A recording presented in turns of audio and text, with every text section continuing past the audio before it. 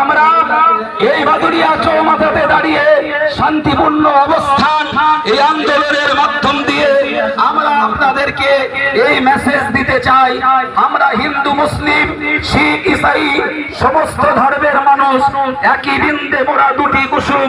হিন্দু মুসলমান, মুসলিম তার নয়নমণি, হিন্দু তার প্রাণ। আমরা দলে দলে কাঁধে কাঁধ মিলিয়ে ভ্রাতৃত্ব এবং ঐক্যের সাথে আমাদের এই আন্দোলন চলবে।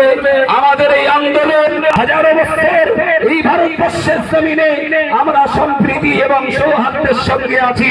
আমাদের এই ঐক্য যারা ফাটল ধরাতে চায়, আমাদের এই ঐক্য যারা নষ্ট করতে যায়, তাদের বিরুদ্ধে আমাদের এই সংগ্রাম চলবে। আপনারা বসে পড়বেন। হাফেজ মাওলানা ইসমাইল সাহেবকে এখানে স্টেজে আসার জন্য অনুরোধ করছি। এখানে যারা রাস্তার উপরে দাঁড়িয়ে আছেন, যারা আপনারা যদি ইমাম মেনে থাকেন, আপনারা যদি নেতা মেনে থাকেন, আপনারা বসে বলুন, আপনারা সকলে বসে বলুন। যারা এখনো দাঁড়িয়ে আছে বললাম মাইক বন্ধ করে বলুন। আমি বললাম মাইক বন্ধ করুন। 30 থেকে 35টা মাইক বাঁধা আছে।